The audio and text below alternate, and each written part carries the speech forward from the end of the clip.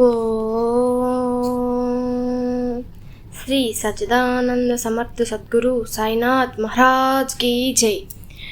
సాయిబాబా భక్తులందరికీ కూడా నమస్కారం అండి. మీరు అందరూ కూడా సంతోషంగా, సుఖంగా, ఎల్లప్పుడూ ఆనందంగా ఉండాలని, ఎప్పుడు సాయిబాబా ఆశీస్సులు మీ మీద ఉండాలని మనస్ఫూర్తిగా కోరుకుంటూ, ఈరోజు బాబా గారు మనకు ఒక ప్రత్యేకమైన సందేశంతో ముందుకు వచ్చారండి.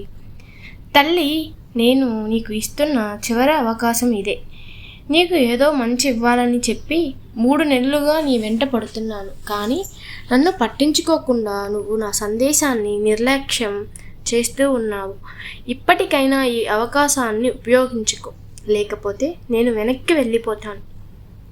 మళ్ళీ ఎంత పిలిచినా నీ జీవితంలోకి నేను రాను. ఇలా ఒక గంభీరమైన సందేశంతో బాబా గారు ఈరోజు మన ముందుకు వచ్చారండి.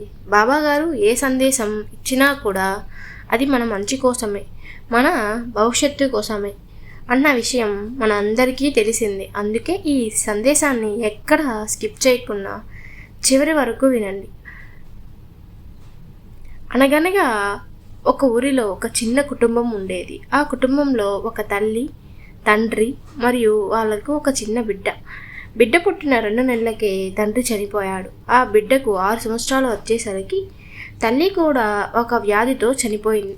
ఆ చిన్న అబ్బాయి పేరు దీపు. ఇలా చిన్న వయసులోనే తల్లిదండ్రులను కోల్పోయినందుకు ఊరిలో చాలామంది అతన్ని దురదృష్టవంతుడు అని తిడుతూ ఉండేవారు.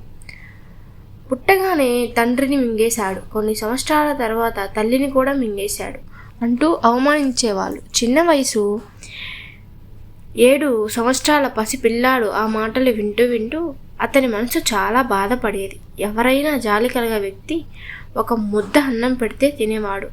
అలా ఊరిలోని 4 సంవత్సరాలు గడిపారు.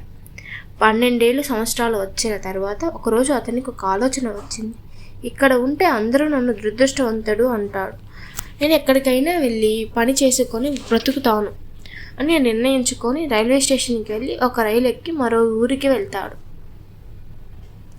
అక్కడ ఒక రాత్రంతా ఆకలితో స్టేషన్లో కూర్చుంటాడు. అది చూసిన ఒక ముసలాయన అతనిపై జాలి పడ్డాడు. తన దగ్గర ఉన్న 2 రొట్టెల్లో ఒకటి తనకి ఇచ్చాడు. తిన్న తర్వాత దీపు అడిగాడు, తాతయ్య, అదృష్టం అంటే ఏంటి? అందరూ నన్ను దురదృష్టవంతుడు అంటారు, అదృష్టం ఎక్కడ దొరుకుతుంది? అప్పుడు తాతయ్య చెప్తాడు, బాబు, అదృష్టం ఎక్కడా కొనుక్కోలేదు, అది నీ చేతుల్లోనే ఉంది. కష్టపడి పనిచేస్తేనే అదృష్టం వస్తుంది. ఆ మాటలు దీపు జీవితాన్ని మార్చేశాయి. అతను రైల్వే స్టేషన్లో ప్రయాణికుల బ్యాగులు మోసే పని మొదలు పెడతాడు. అలా 1 సంవత్సరం కష్టపడి పనిచేస్తాడు. ఒకరోజు అక్కడికి వచ్చిన ఒక పెద్ద వ్యాపారి రతన్ లాల్ అతన్ని చూసి జాలిపడ్డాడు. అతన్ని తన ఇంటికి తీసుకువెళ్ళి పని ఇచ్చాడు. బిజినెస్ ఎలా చేయాలి, డబ్బు ఎలా చూసుకోవాలి అని నేర్పించాడు. 3 ఏళ్ల తర్వాత రతన్ లాల్ అతనికి ఒక బట్టల షాప్ పెట్టించాడు. దీపు కష్టపడి పనిచేసి కొద్ది కాలంలోనే గొప్ప వ్యాపారవేత్త అయ్యాడు. ఒకరోజు తన పుట్టిన ఊరికి వెళ్ళాడు. అక్కడ ప్రజలు అతన్ని చూసి ఆశ్చర్యపోయాడు. దీపు ఎంత అదృష్టవంతుడయ్యాడు అని మాట్లాడుకుంటూ ఉంటాడు. అప్పుడు దీపు తన సంపాదించిన డబ్బుతో ఒక స్కూల్ మరియు ఒక వాటర్ ప్లాంట్ ఆ ఊరికి నిర్మించాడు. ఈ కథ ద్వారా బాబాగారు చెప్పే నీతి ఏంటంటే, జీవితంలో కష్టం లేకున్నా అదృష్టం అనేది రాదు. ప్రతిరోజు కష్టపడి పనిచేస్తేనే అదృష్టం మన దగ్గరకు వస్తుంది.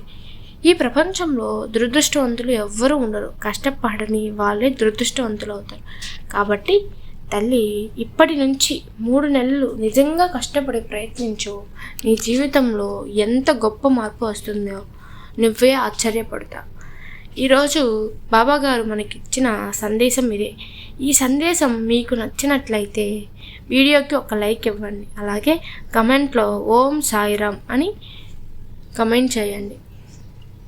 మన ఛానల్ని కొత్తగా చూస్తున్నవారు సబ్స్క్రైబ్ చేసి సపోర్ట్ చేయండి. మళ్ళీ మరో మంచి వీడియోతో కలుద్దాం. అంతవరకు సర్వే జనా సుఖినో భవంతు. ఓం సాయిరామ్.